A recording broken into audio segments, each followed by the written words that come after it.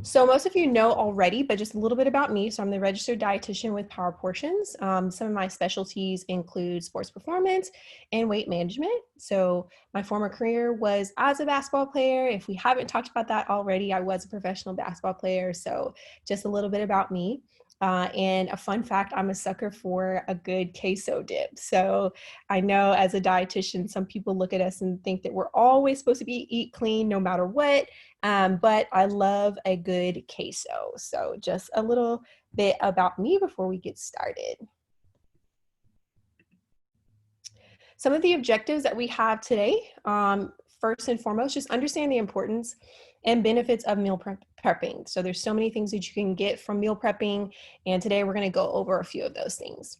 Understanding how to plan out your meal prep process. There's so many pieces to the puzzle that can actually really save yourself some time and some heartache and some stress. And so I'll break those down for you so you know exactly the steps to take in order to initiate that meal prep process. Also realizing how to develop meals for the week and beyond. So from prepared components on to full meals. So we'll talk a little bit about that. And again, these are some things that we might have touched on individually, but maybe we'll go into some detail that you maybe haven't heard yet. Additionally, understanding the importance of pairing food groups together. You guys know me, you kind of know my philosophy already to this point. I love pairing food groups together and making complete meals and snacks. I think that's so huge to our health. So we'll talk a little bit about that. And lastly, just navigating meal prep with minimal time. I know everyone has a different schedule that you might keep. Some of you might have a little more free time. Some of you have no free time at all. And so hopefully we'll be able to tackle being able to meal prep no matter what your schedule is. First and foremost, the prepping benefits. So being prepared, making something customized, having it be budget friendly, saving money is huge, especially right now during a global pandemic. A lot of people are in tight situations. So meal prepping makes that even easier to deal with, contrary to popular belief. Also transparency, you know exactly what's going into your meals. You know what's being thrown in, how much salt is in there, how much butter, how many different ingredients you're using. Whereas when you go out to eat, you don't always know that. Not every restaurant or every, boxed meal is transparent about what is in the ingredients. So the great thing about meal prepping is that you know exactly what you're eating. It also gives you an opportunity to sharpen your cooking skills. So I know for me, when I went off to college, learning how to cook was a very new thing for me. And then, even transitioning in professional life, I still had to sharpen my skills, still had to learn how to prepare for one. When I got married, it was preparing for two. And now that I have a son, it's like preparing for three and different taste buds and all kinds of stuff. So it'll definitely help you to sharpen your skills no matter what stage of life that you're in. It's also a goal helper. So no matter what your goals are, your health goals, your fitness goals, meal prepping can really help you with that. So it can really get you to where you want to get you, and you can create meals based off of whatever you desire. So if it's for weight gain, weight loss, or whatever, you'll be able to really customize your meals, and that goes with the customization to get you to that goal. So lots of benefits that come with meal prepping. And some of you may already know that. If there's any other benefits I missed, feel free to drop them in the chat. So tip number one, I think this is the most important to start. And this is the most important thing, not only for meal prepping, but even restaurants, when they create, their concepts and things like that, when they develop their kitchens, the first thing that they think about is the menu. What is going to be served? And you should have that in the forefront of your mind as well.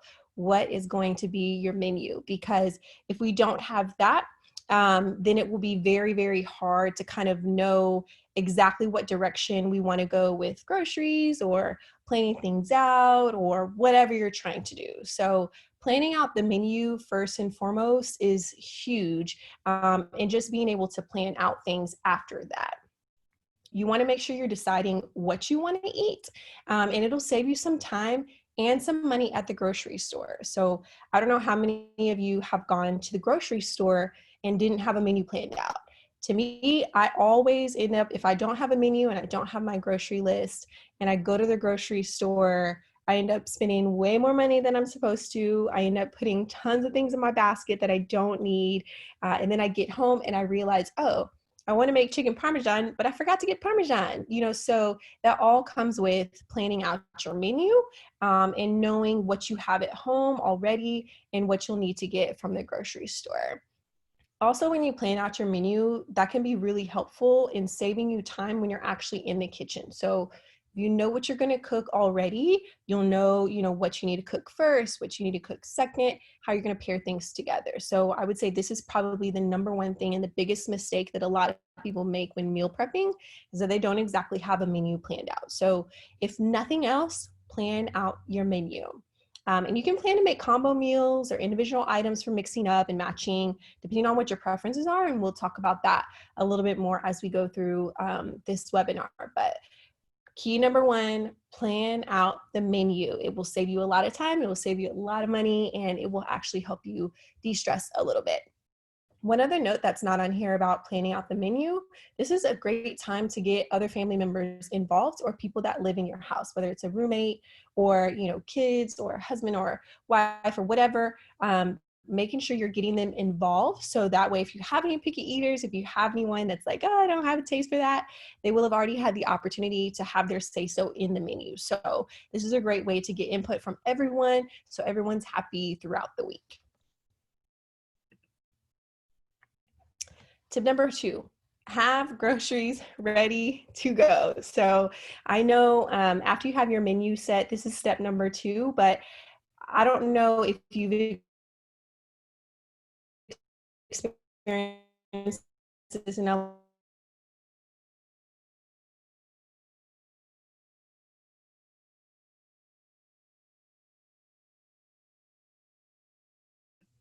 Sorry guys, can you still hear me?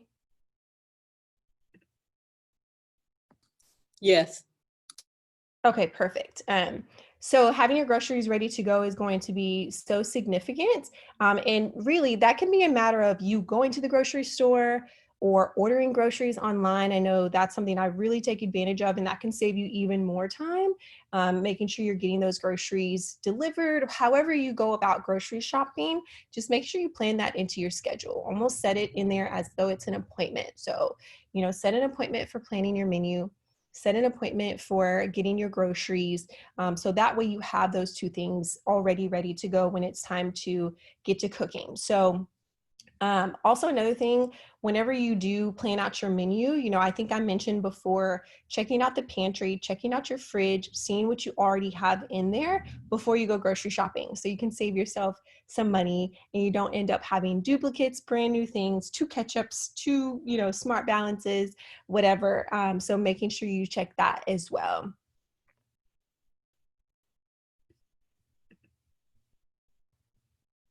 So next, we want to make sure we pick a prep day and a time. So a lot of times people think, okay, I can just prep whenever I feel like it, or maybe I just got some energy today, I'm going to throw some things together.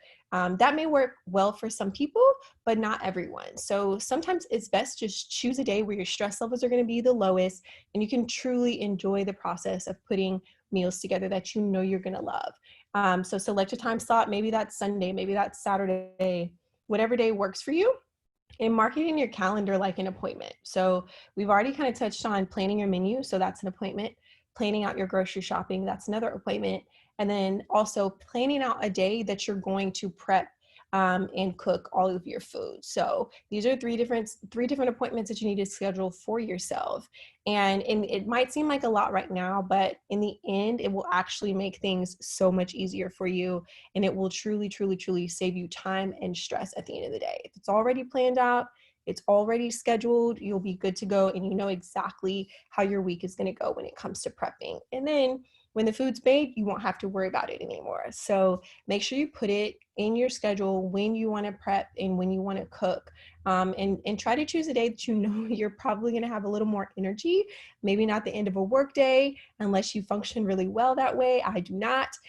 So for me, my best days are actually Saturdays, or even Sundays, and then at the latest, Mondays. So you just have to kind of figure out what works for you, and what will kind of provide you with the best amount of time and the lowest stress to really get the job done.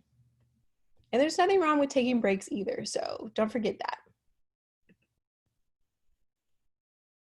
Also, Grab a partner. So this is another opportunity for you to get family members or friends or roommates involved. They can be involved in that menu planning, and they can also be involved in helping you cook. So having a sous chef or a partner chef, if that's what you want to call it, basically someone that can help you prep, someone that can help you cook. That is what a sous chef is. So a partner in some way, shape, or form that can help you split up the task.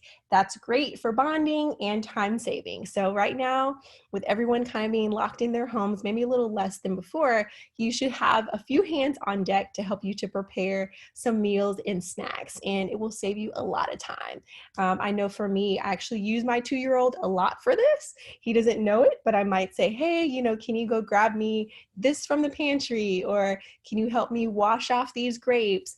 Any little bit counts and can help you. So if you have a partner, young or old, that can help you to prepare meals, definitely utilize them as a sous chef so you guys can bond and you can also save yourself a little bit of time in the kitchen. Now let's get down to the actual cooking part of it. Um, oftentimes we kind of think that meal prep, we can just like cook everything at once. That is not the key. That will actually cause so much stress. And from experience, I have tried that before. I have tried cooking all of my different parts of my foods and all of my different meals together at once.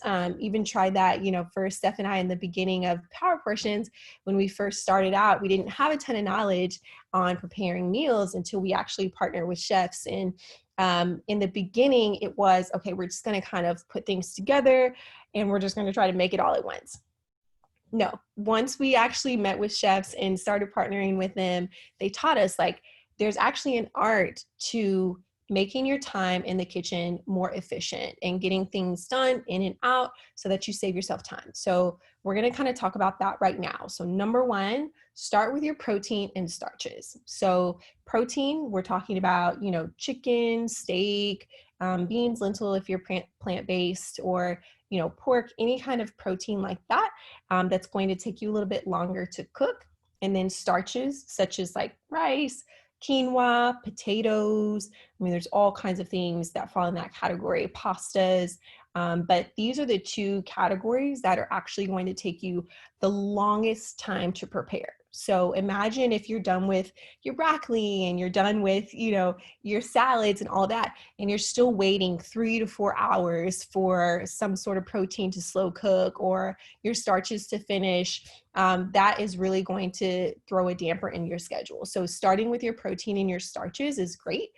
Because those can cook while you're preparing other things and cooking other things. So start with the two categories that are going to take you the longest time to prepare, and that's going to be protein and starches. Now, if you have a particular protein dish or starchy dish that is going to take you a long time, let's say you are a slow cook queen, or you just, love putting things in, the slow cooker, or you just love letting things marinate overnight, that's totally fine. If you're a more experienced cooker, you might want to start this the night before. So if you can, set out just like 10 minutes the night before to kind of prep your proteins and put them in marinades or whatever, or throw everything in a crock pot, then that might be the way to go. Just depends on the dish that you're trying to make. But either way, you're still starting with your protein and your starches first. And then we'll tackle the rest while the protein are cooking. Next, we want to make sure we prepare our produce. So we have our protein cooking already. We've got our starches in. So let's take, for example, let's say we're making chicken and rice, and we want to, make some broccoli and some salad and maybe some fruit on the side as well. So we have our chicken that's maybe baking in the oven. We have our rice that maybe is in our, pressure cooker or whatever you use to cook your rice. Maybe it's stovetop. And then now you have time to just quickly prepare your broccoli and your fruit and your salads while those things are cooking. So you maybe have 20, 30 minutes while you wait for those things. So within those 20, 30 minutes, you're chopping up your broccoli, you're chopping up, your other fruits and vegetables, non-starchy vegetables that you want to cook. And when I say non-starchy vegetables, so you'll see I kind of mentioned starches before, and that had the category of like rice and quinoa and pastas and potatoes. So those are all of our starchy things. When I mentioned non-starchy vegetables, those are your bell peppers, your broccoli, your greens, collards, whatever you want to cook, lettuce, tomatoes, all those things fall in the non-starchy vegetable category. So these are things that cook really, really quickly, whether you're steaming them or baking them or roasting them, or even just eating them raw. So they typically go really, really quickly.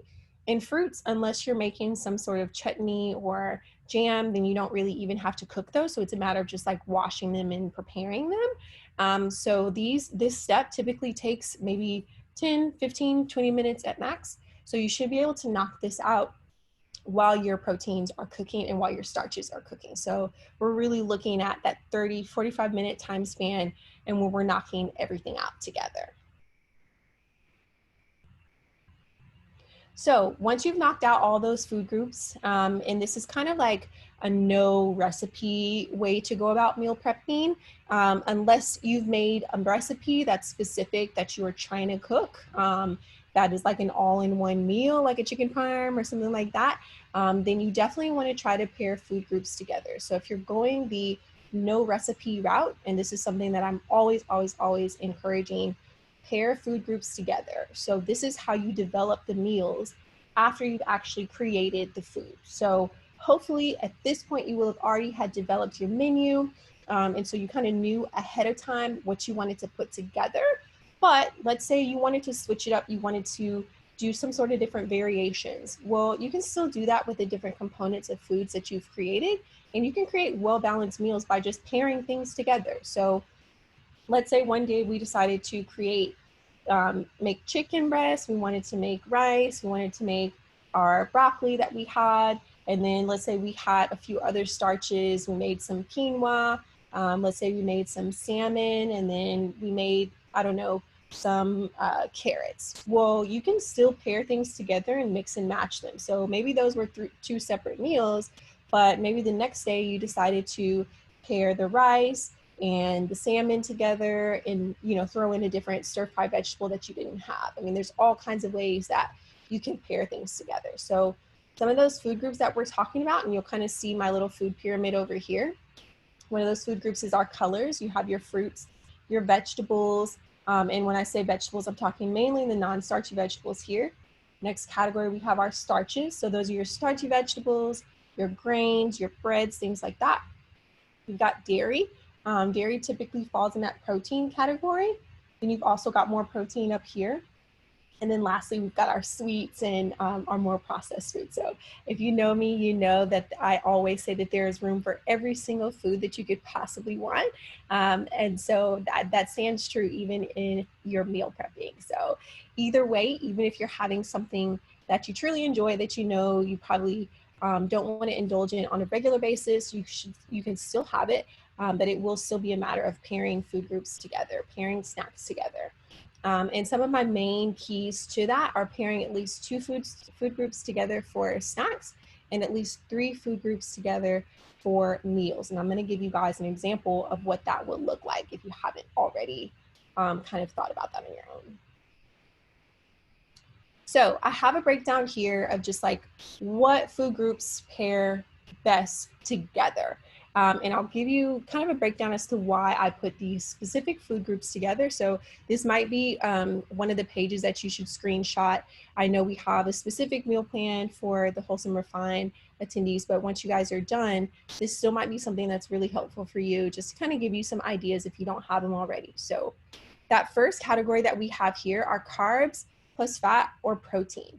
So I like this combination because the fat and the protein can really help to lower our blood sugar and maybe not have our blood sugar spike so quickly when we eat carbohydrates. So if let's say you just want to eat just a banana, well, your banana that you have might spike your blood sugar a little bit quicker than it would if it were paired with nut seed butter. So for someone who maybe is diabetic, this is extremely, extremely important to make sure you're pairing your carbohydrates with a fat or protein to slow down that absorption of that glucose. So that way, you instead of having those mountains and valleys of spikes of blood glucose and extreme drops, you have more like hills. Okay, so that's the main reason for wanting to pair the two together. Also, you kind of look at satiety. So basically your fullness. If you're pairing food groups together, no matter what the category is, it will always help with fullness. I can't tell you how many people have talked about how they want to lose weight and they just eat celery or they just eat broccoli. And then there's always a complaint about how hungry they are. And so I always recommend, okay, let's pair some food groups together. What works really, really well. So carbs plus protein and fat or fat. The next category is going to be that fat or protein plus non-starchy vegetables. This category can be extremely helpful for weight loss or weight management, or it can be really helpful for if you're just needing a snack to nibble on, and you're not trying to, eat anything too heavy. You just need something to kind of help with your hunger. That can be a really, really useful combination of foods. So if you, like I said, maybe it's something to where you're an athlete and you're working out and you just need a quick snack after you finish, a workout, maybe a little bit of carb, a little bit of protein, that's where that would come into play. But also if you're, looking to manage weight and you just wanted to, eat something that is not going to be too heavy on the calories. Maybe it's late at night and maybe, you don't have any more allotments of anything on your actual meal plan. This would be a great time to utilize this particular snack. The last category is vegetable protein and color. So this is really, really important because if you are following a vegan or vegetarian lifestyle, pairing your vegetable proteins with fruits and vegetables that are high in vitamin C can help with increasing iron absorption. So the best sources of iron or heme iron come from our plant-based proteins. But if you're vegan or vegetarian, then you might not be getting that heme iron, especially if you're not eating eggs and you're not doing dairy. So if you are just eating plant-based protein and you want to, make sure you're still getting your iron levels to where they need to be, make sure you're pairing your plant-based proteins or your vegetable proteins with some sort of color. So your bell peppers, your berries, broccoli, tomatoes, cantaloupe. I mean, there's all kinds of things that you can pair together. Cabbage is even an excellent source of vitamin C. And so when you pair the two together, it increases your body's absorption of the iron that you do find in some of the plant-based proteins, such as beans, lentils, and even soy proteins. So really, you can utilize that. Even if you're not a vegan or vegetarian, you can still utilize it. The vegetable proteins are typically going to be a little bit higher in carbohydrate, but that's not a problem at all. So we just want to balance that out with something maybe that's a little bit lower calorie and can still provide us with some color, some extra color in the form of fruits and non-starchy vegetables. So again, super helpful slide for you guys to take a look at and even mimic some of these meals. Obviously, you can swap out whatever you want based off your preferences. So totally utilize this sheet for that. So another thing that I like to always recommend, because some of you might be like, all right, I just don't want to cook at all. I don't have time for it. I really am in and out of my house, or maybe like when you wake up in the morning, you think about how busy your schedule is, and like I just don't have time to cook things. Still, you can still meal prep. So one thing that would be really, really great for you is constructing NoCook meals. I actually do these all the time because I don't always have the time to create these huge lavish meals for myself and my son, especially for breakfast and lunch. For dinner, I've got a little bit more time, but for breakfast and lunch, I totally utilize these. One of my go-tos actually are overnight oats. And when I say overnight oats, if you haven't made these before, essentially it's putting together some sort of liquid, maybe in the form of a milk, whether it's dairy or non-dairy, putting some oats in there, adding in some healthy fats like a chia seed, and letting it sit overnight. That's literally all that you do. You shake it up and you let it sit in the fridge. In the morning, you've got overnight oats that are ready to go. They're soft enough to where you can eat them cold, or you can even put them in the microwave, heat them up, and have a warm oatmeal, add some fruit on top. So super simple. And same thing goes with a lot of these other meals that you can make. So salads, you can add, have a fresh salad. You can maybe get a rotisserie chicken, chop it up and put some chicken on top. I mean, super simple, not anything that's going to take you a ton of time to prepare. And they can still be really whole meals and snacks that you can put together. So And again, still pairing food groups together. So for example, like if you have a fruit cup, maybe having some nuts on the side that you can just pair together for a snack. So tons of different ways that you can construct no-cook meals. You guys might have some other ideas that you can feel free to share, but these are a few that I love to utilize in my own prepping time, or even on days where maybe I didn't prep at all. Now, the other thing that I want you guys to consider is that you don't have to eat everything that you make. So let's say you decide to go to Costco or some grocery store where you can buy in bulk, and like, okay, if I don't cook it now, I'm going to freeze it, it's going to be raw, and I'm not going to want to defrost it and cook it another time. So you want to just cook everything at once. So if you're that person, there's nothing wrong with that. You can cook things or partially cook things and take some of it and freeze it. There is nothing wrong with that.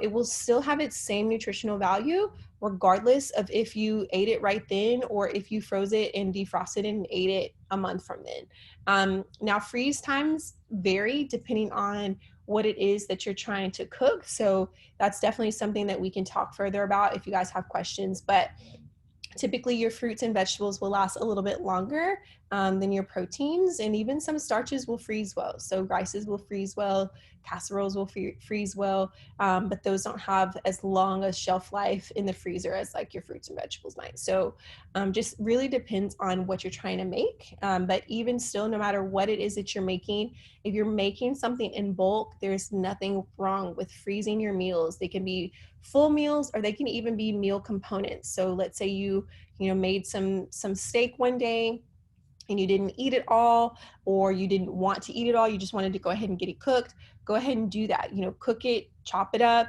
put it in your freezer and use it for a rainy day, because there will be some days you're not going to want to prep.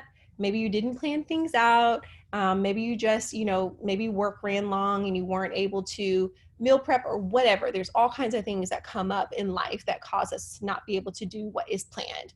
And if that's the case, you'll have some foods in the freezer that you can utilize. So super helpful to have that. Now, let's say you're like, all right, I don't have time to grocery shop. I don't have time, to prepare meals or do these overnight different things. Like I literally just have time to prepare things when it's time for me to eat them. That's fine too. You can still prep. So literally today I was in that same situation. I had a baked potato. I had a potato on hand. I had a little bit of cheese on hand. I had some broccoli left over on hand, and I had some fresh strawberries. I threw it all together and made a meal in less than 15 minutes. So there is totally ways to do that, even if you don't plan ahead of time. So first and foremost, do not be afraid of frozen or canned products. So frozen is actually going to be even more nutritious than what you'll find fresh at the grocery store, contrary to popular belief. And I say this because when produce is frozen, it's frozen at the time of harvest. So there's not a lot of transition between the produce being ready to take from the field, and they take it out, rinse it, wash it, flash freeze it, and then it's sent off, to your grocery store. So it's frozen at the time of harvest. So it's super, super fresh. The kind that you find in the grocery store in your fresh aisles, it's going to be, ready for picking, harvested, thrown into a car, maybe traveled across the US or however far it's going, depending on if it's local or not. It might sit on the shelf a little bit, and then you pick it up, you throw it in your fridge for maybe a couple more days. So it takes a little bit more time for us to actually get to that food. So by the time we actually eat it, it may be a little less, maybe have a little less nutrients than we might have had if it were frozen. So it's totally fine to have frozen products. What you do want to be careful of are like stir fries and different frozen products that have a lot of sauces that come with them. They can be higher in sodium, maybe a little bit higher than fats, but there's nothing wrong with products that are just fruit, just vegetables, or just rice. I get frozen rice all the time, or whatever you might be looking for. There's probably a frozen version of it somewhere. But again, we're talking about those frozen meal components, not exactly like frozen meals. So if you're looking for frozen meals, we could also talk about that a little bit more. We'll have to do a little more research on the best ones, but there are frozen meals out there too. Also, canned products. So canned products really do get demonized because they can be higher in sodium. They can be higher in different things to help preserve them.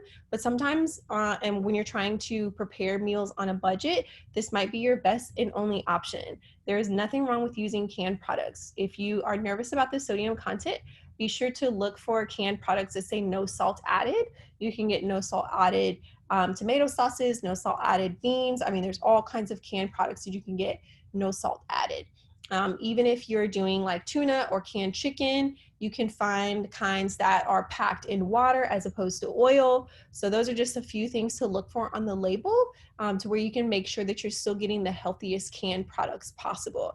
But there's nothing wrong with using canned products. They will not be as fresh and maybe not as crunchy as your fresh or frozen products, but they can still provide nutritional value. And oftentimes, if that's your only option, it might be better than going to the convenience store and getting, a candy bar or something like that. So utilize canned products if you absolutely need to, if you want to.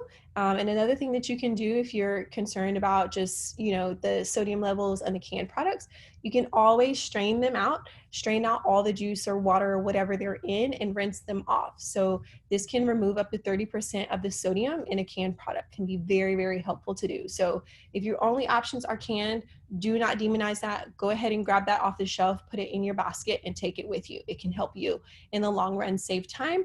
And also it can still be help you nutritionally. Also, you want to utilize quick cooking carbs. So like I said, frozen rice is my go-to friend. I literally keep a box of it in my freezer all the time. It is a staple in my house. So I use frozen rice all the time. Also, you can, grab a baked potato and nuke it in the microwave for however long you need to do it for. So I think today I nuked mine for about 10-15 minutes in the microwave and it came out just perfect and ready to go. So that's another type of carbohydrate that you can make and make it however you want to make it, right? Also, there's nothing wrong with using like minute brown rice, or even like packaged rice. Again, that's another thing that you have to just look out for the sodium and the different seasonings that they put on there. But you can get just plain brown rice, plain white rice, whatever, plain jasmine rice, however kind that you like, and still make it. There are even some pastas that are ready made as well. So you really just have to look. Grocery stores are coming out with products all the time, and you can utilize whatever it is that you need to save yourself some time. Also, get a few prepared products. Like there's nothing wrong with rotisserie chicken or pre-chopped vegetables. They will probably cost you a little bit more. So remember, anything that is going to provide you with convenience when it comes to prepared products is probably going to be a little more expensive. So if you're looking to save money, that might not be the route to go all the time. But if it's a situation where you're like, I've got a little extra cash or whatever, or I need to save some time, I'm going to get these pre-chopped broccolis, or, I'm going to go ahead and get a rotisserie chicken. There's nothing wrong with that. Again, if sodium levels are a big concern, you can always find unseasoned rotisserie chicken, and typically pre-chopped vegetables that are raw are not seasoned. So feel free to utilize all of those. They're great ways to help save yourself some time on this meal prep process. It does not have to come from scratch. You do not have to be Emerald Lagasse in your kitchen. Like don't feel like you have to, create everything from, the barrel. Literally, like you can use some things that are already prepared. And again, utilize some of those no-cook meals. So salads are great, puddings are great, overnight oats, like I said, there's a ton of things that you can put together, sandwiches that don't take you any time at all, and you should totally, totally utilize them whenever you can. So some of our key takeaways from what we talked about today. First and foremost, and the most important step, create a plan for your menu. So whatever it is that you want to have for that week, create a plan for your grocery shopping. So whatever it is that you want to make sure you pick up when you're at the grocery store, that is going to coordinate with your menu. And also plan who's going to be your partner in crime, who's going to be your sous chef, who's going to help you in the kitchen. Have somebody, whether it's a friend, even if you don't live with someone, feel free to say, hey, come on over, let's prepare some meals. Maybe we can share them. Maybe we can both go in on the tab, whatever. But find some help. Do not do it on your own. And if you do have to do it on your own, utilizing some of those convenience foods that we discussed can be very, very helpful. Next takeaway, prep PSP. So protein, starches, and then produce. So try to do that as much as possible. Your proteins and your starches are going to take you much longer to prepare than your produce is. Some of your produce, well, you won't even have to cook. So making sure that you're preparing PSP style will save you a lot of time, and you'll be able to knock out a lot of things at once. Number 3, always pair food groups together when possible. So again, we talked about just your blood sugar levels and how it can kind of balance things out. It can even help if you're an athlete, which is, making sure you're restoring muscles after you work out, carb, protein, snacks, whatever you need. Pairing food groups together can typically help with that. Also, we also mentioned if you're a vegan or vegetarian and utilizing plant-based proteins, and you want to make sure you're getting the iron that you need from your plant-based protein sources, pairing those with color that's going to be high in vitamin C can be very helpful with that. So pairing food groups together, also for hunger levels, making sure you're full, that's where that really comes in handy. Also, making sure you're freezing any extra for a rainy day. Cook it, prepare it, or even if you marinated it or whatever, and then you want to go ahead and freeze it, whatever you need to do to save yourself time that you'll feel like doing whenever you do not have time is what you should do. So if you know that you are not going to want to cook it again once it is frozen and defrosted, then your best bet might be to prepare that meal and then then freeze up the extras. Or if you're the type of person that likes to cook it as soon as it's defrosted, you can do that as well. So marinating meats or preparing, chopping vegetables or whatever. You can even do this with herbs too, freezing them in olive oil or whatever, to kind of help just save yourself some time when it is time to actually prep. And lastly, utilize convenience when necessary. There's nothing wrong with it. You don't have to do it all the time if you don't want to. You don't have to do it at all if you don't want to. If you've got magic hands in the kitchen and you've got a ton of time, or you just have your meal prep down to a T, then by all means you don't have to use convenience. But for those of us that are just like trying to make it in the kitchen, utilize convenience whenever necessary. There's nothing wrong with it, and you can still find very nutritious meal components that can help you in the process. So again, meal prepping can be the key to your success. No matter what it is that you're trying to do, you can always, always, always use meal prep to really get you to your goals or whatever. So utilize it whenever you can, especially if it's something that you're really trying to start taking advantage of. Maybe you're new to meal prepping, or you're just trying to get back on the bandwagon when it comes to meal prepping. Whatever your goals are, whatever your reasons are for wanting to meal prep, there's nothing wrong with that. Go ahead and utilize it because it can help you. And it's actually over time much easier, much nicer on your pockets than having to go out to eat every single day. And again, there's nothing wrong with knowing exactly what's in your food too. So tons of benefits that come with meal prepping. If you don't have my information already, my email is here. It's brie@gopowerportions.com. And then you can also find myself and Power Portions on Instagram at power_portions and at the Athletician. So I know we have a few more plans of action. After this, you will see the survey link for this webinar in the chat box. So feel free to just, fill that out. We love feedback. I know this is our first one for the Wholesome Refine, and some of you might be hearing me for the first time. And so I love to kind of make changes as necessary. So feel free to fill out that survey link. Also, if you're not already in a program, which I think most of you are, but just in case you're not, feel free to check out the Wellness Nutrition link that we have in the chat as well. Further, we have a few other educational resources that I believe Steph is going to drop in the chat box. And that's also, we have a YouTube video that focuses on meal prep. So if you have some time, I think it's maybe like 5 minutes, if that. So if you have some time, check that out. And then also there's a blog that Steph also wrote on repurposing your leftovers. So another way to really take advantage of the meal prep that you have, it can be super, super helpful. So now I'm going to stop my share and I am going to answer some questions. Steph, feel free to let me know if I missed anything.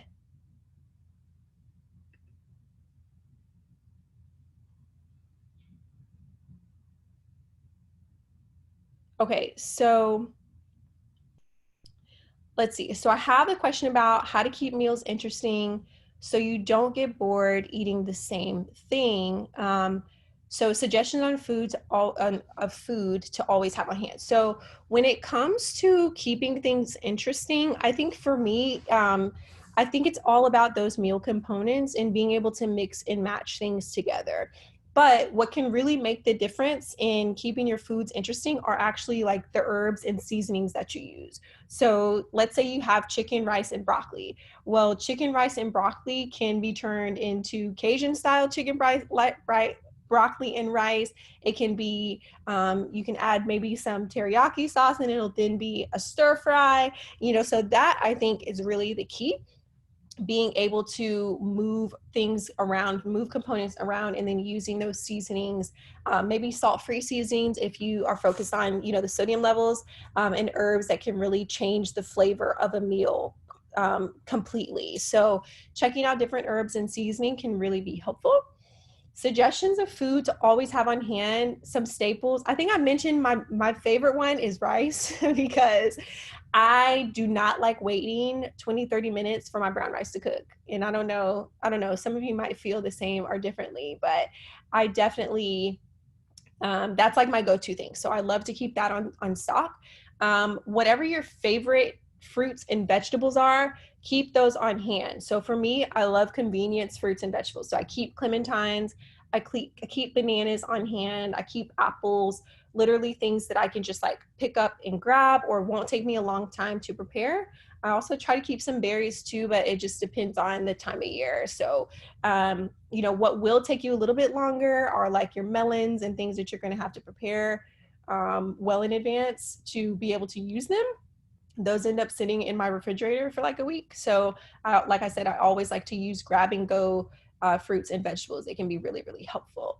Let's see, what else do I really like to keep on hand? I think those are my main components. And then I also always use or always have some canned tuna or some canned chicken for me, because I like to, make like a tuna salad, or I will use canned chicken in a casserole or whatever. So I feel like they can be used a ton, and they're super helpful because they're already cooked. So that can be something. So my rice, my grab and go fruits and vegetables.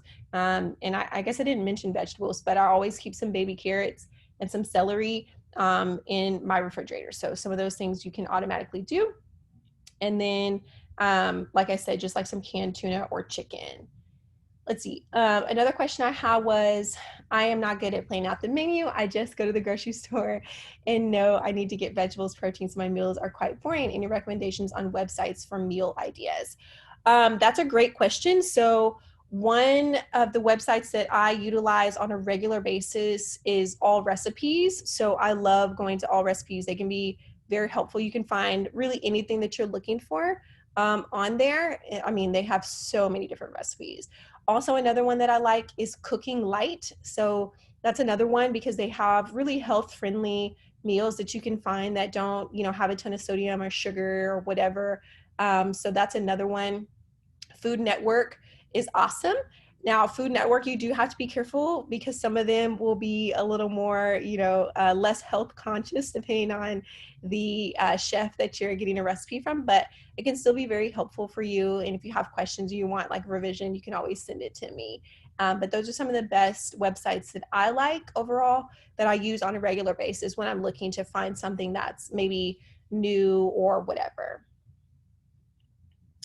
Okay, so how long do you normally keep your meals stored in the freezer? So that's a great question. If I have a meal that has fish in it, so if let's say I cooked my fish or whatever, I got it fresh and I cooked it, I probably won't keep that fish in my freezer for longer than a week or two. I will probably defrost it in that amount of time, because even when you have fresh fish, you want to try to eat it within 1 to 2 days. You don't want it to be sitting out. So if you freeze it, you have maybe a couple weeks to eat it. Your chicken and your beef products and pork products that are not cooked can stay in your freezer for, a couple of months or so, up to maybe 6 months. It depends on the kind that you got and how fresh it was when you purchased it. If you have a meal that maybe you have, maybe it's like a chili or a soup or something like that, that'll probably keep for about 3 months or so. If I make my own granola bars, or if I make, sort of like energy ball or something like that, those will probably keep for about 2 to 3 months as well. So another question that we have is how to make sure buying enough vegetables for serving size. Often I find that I'm not buying enough of the raw vegetables to make it through the week. That's a really good question too. That can be tough. And I think that goes back to also planning out your menu. That will kind of help you in planning out how many servings you're actually going to need. So if you have a recipe, great. But if not, I would say that kind of think about the possibility of having maybe 4 servings of vegetable. I know that's like a lofty goal for some people. So 4 servings of vegetables each day. So if you plan to have a meal, so maybe you have a couple of meals that you want to plan out, you want to have at least 4 servings over the course of that one day, and you're planning for 5 days of meal prep meals. So that's 4 servings for 5 days, okay? And when I say a serving, so for a serving is 1/2 cup cooked or 1 cup raw of vegetables. So when you're kind of thinking about that, if you are doing 4 servings, let's say they're all going to be cooked servings, then that would mean you need to have 4 1/2 cup servings each day of that 5 day span. So that's kind of the best way I can say go about, trying to make sure you're buying enough fruits or vegetables. And fruits can be a little more tricky, but I think typically no one goes short on the fruit unless you just don't like it at all. So that's an easy way to go about figuring out what you need. And I think that might be all the questions. So let me know, Steph, if there were any that I missed, but you can feel free to email us, just like it says in the chat, at info@gopowerportions.com with any questions that you have that I did not answer during this webinar. Also, if you're not already a part of a program and you're not working with me one-on-one as a nutrition coaching client, then feel free to check out the website to see if there's anything that may interest you. If you have any questions, feel free to reach out to me. If you are already a client, which many of you are, if there was anything that I missed in this webinar, feel free to ask me privately through Healthy or email me, whatever works easiest for you. But I really hope that this webinar was very educational for you. Hopefully it was very helpful. Again, we would love for you to fill out the survey about the webinar. And if you have any questions, feel free to reach out. But thank you for joining us. And if you're part of Wholesome Refined, we'll have a few more of these throughout our 20 weeks. If you are not a part of the Wholesome Refined, just be on the lookout for any emails that come out if we do another pop-up webinar. But thank you so much for joining us, and I hope you all have an awesome day.